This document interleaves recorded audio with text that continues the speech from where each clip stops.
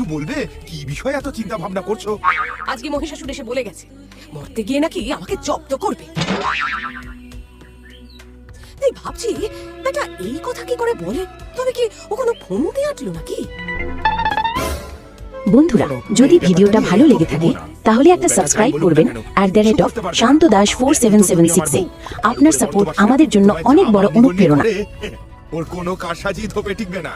বলছো কিন্তু আর কোনো কিন্তু নয় দেবী, আমি জানি ও কিচ্ছু করতে পারবে না। মহেশ্বরের কথাই হলো শেষ কথা, তুমি মিলিয়ে নিও।